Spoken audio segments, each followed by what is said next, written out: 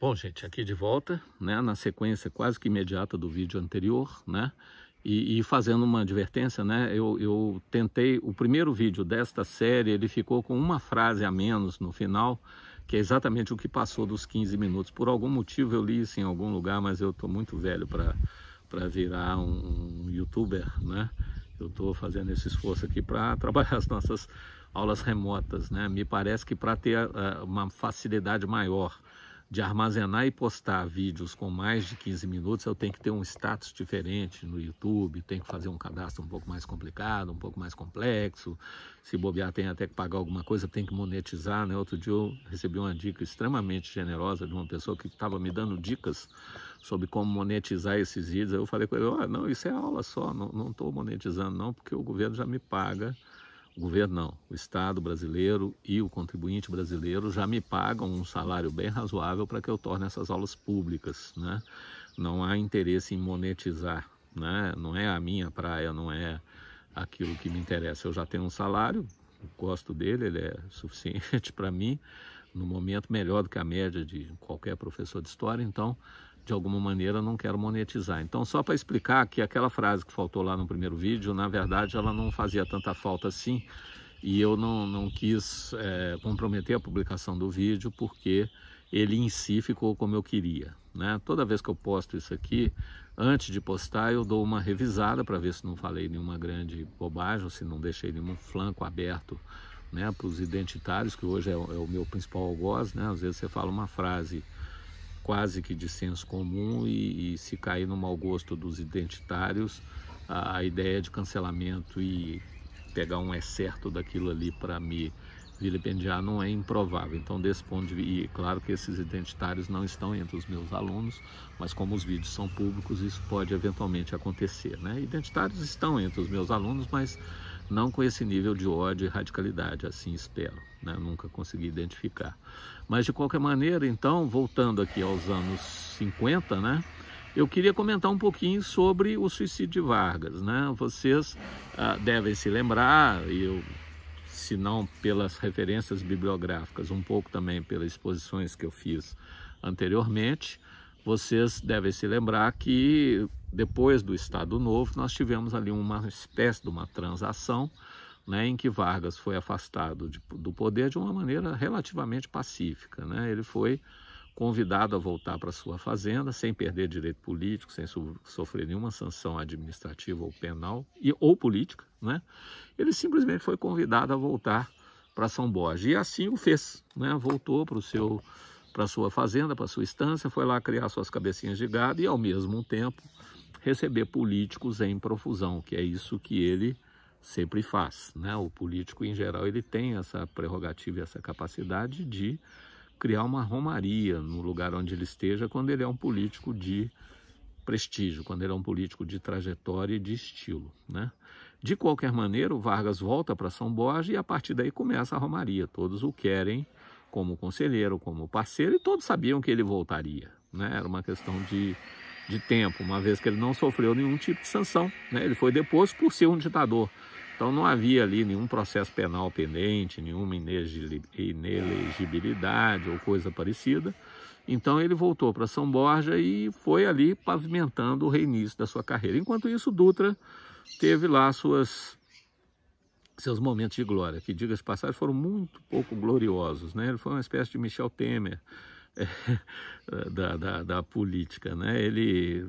Qual é o legado do Dutra, né? Ele recebeu o nome dele numa rodovia que liga o Rio a São Paulo, a Via Dutra, talvez até com muito pouco mérito. Ele deve ter trabalhado alguma coisa em termos de pavimentação, de melhoria dessa via, né?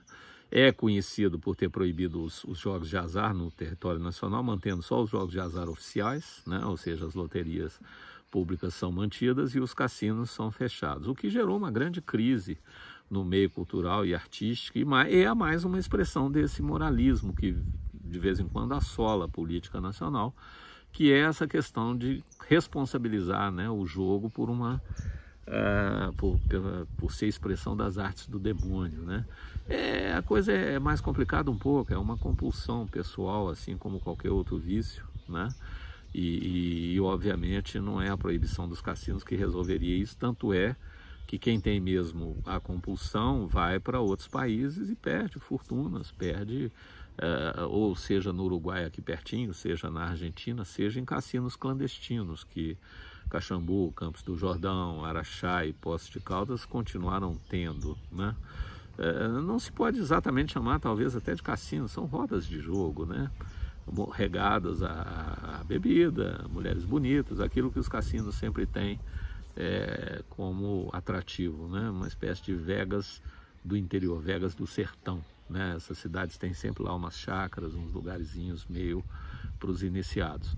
Mas de qualquer maneira é interessante, né, lembrar que o Dutra passou quase que em branco, né? Criou lá uns planos econômicos, plano SALT e tal, que era de alguma maneira para tentar colocar o Brasil no eixo daquela reconstrução europeia, o que não deixa de ser um paradoxo, que o Brasil não passou pelo processo de destruição que o plano Marshall de alguma maneira produziu.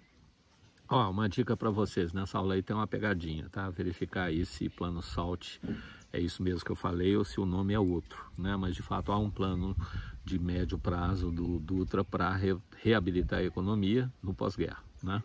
O SALT, salvo engano, pode ser dos militares. Às vezes a gente troca as coisas aí. Aí para isso sim o Google serve para tirar uma dúvida ou outra, não para explicar todo um contexto e colocar aquilo numa rede de compreensão mais epistemológica, né?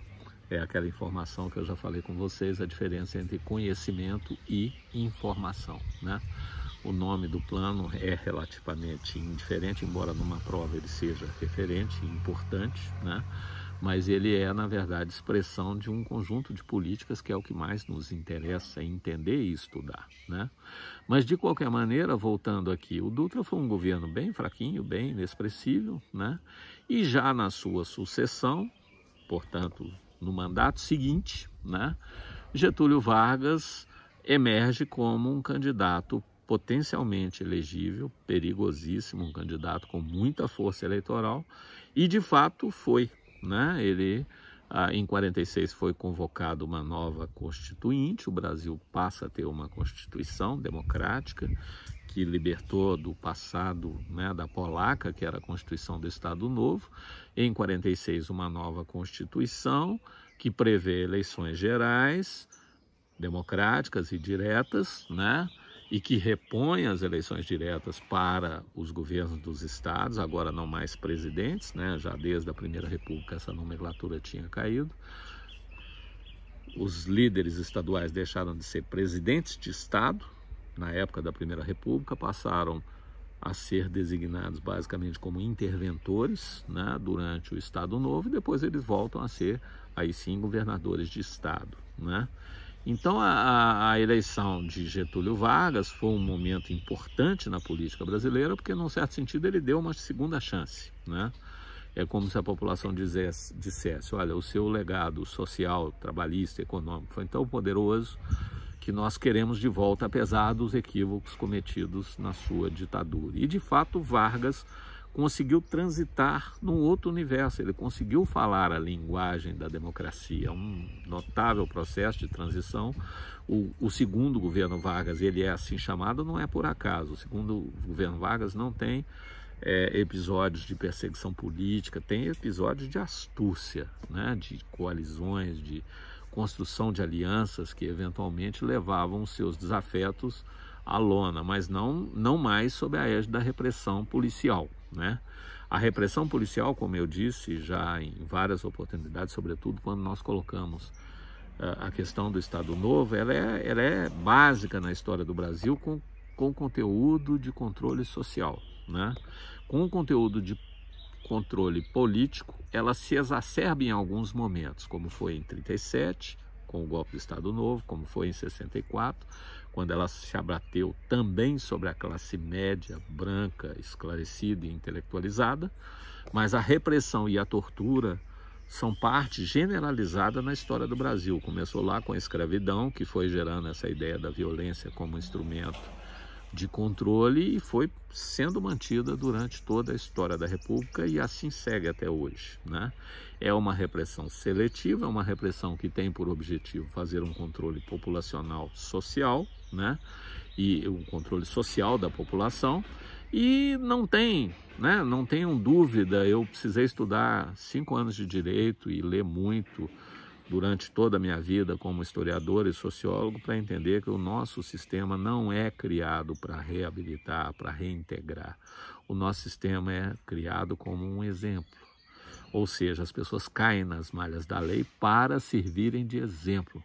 Um exemplo ruim de quanto o Estado é poderoso, de quanto o Estado pode ser cruel, de quanto o Estado pode ser vingativo contra aqueles que eventualmente não se enquadrem nas suas normas disciplinares. Portanto, o nosso sistema prisional não é vocacionado para reabilitação, para reinserção social. Ele é vocacionado para o castigo, pura e simplesmente, para castigar aqueles indivíduos que não se enquadram na lógica da autoridade estatal.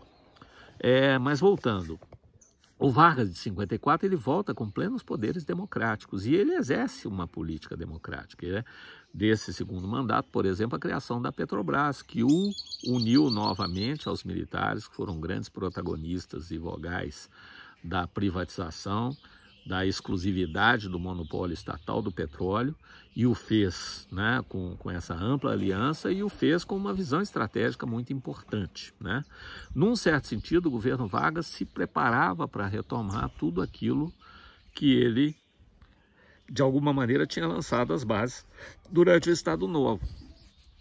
Ele se esqueceu de considerar, né, que a UDN já não era tão frágil mais e que a opinião pública já era um fator importante de estabilidade e de instabilidade política. Então, ocorreu a crise de agosto, que na verdade começou bem antes, né, porque a UDN fez oposição sistemática a Vargas durante todo o seu mandato desde o início, e essa crise de agosto acabou resultando no seu suicídio. Ela começa de algum escândalo financeiro, tinha um pouco a ver com a carteira de comércio exterior do Banco do Brasil, tinha um pouco a ver com taxas de câmbio, com umas coisas que, num certo sentido, tinham interesse público em manter sob controle, mas tinha também o interesse privado em ter menos amarras e controles estatais. Isso criou uma grande guerra, né? Uma grande batalha entre estatistas e homens e mulheres de mercado, né?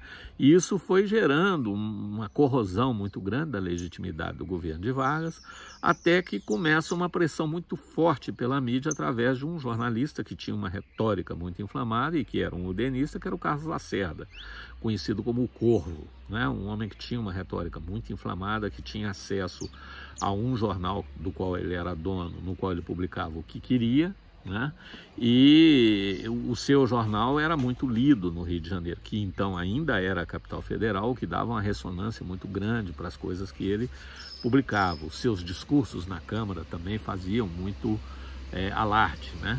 E aí uma pessoa inadvertidamente, ainda naquela cultura antiga do Estado Novo,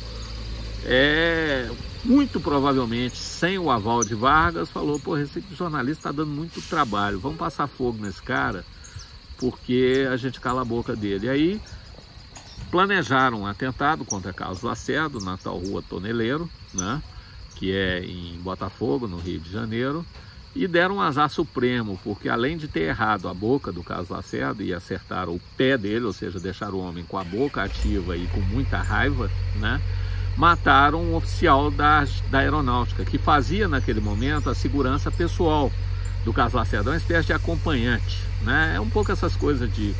O Brasil tem isso, né? Quer dizer, por afinidade as pessoas acabam criando esses vínculos, né? Então esse segurança, o Major Vaz, estava sempre com Lacerda por admiração, por amizade, por companheirismo, e nesse atentado acaba sendo ele o alvejado, né?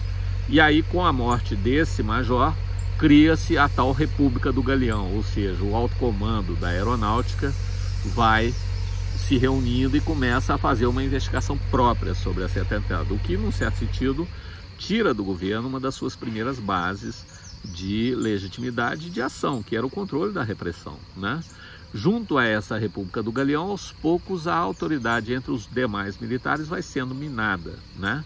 Acho que o ato final que levou ao suicídio de Vargas é o chamado Manifesto dos Generais, quando praticamente 95% dos generais que tinham comandos assinaram uma carta exigindo a sua renúncia.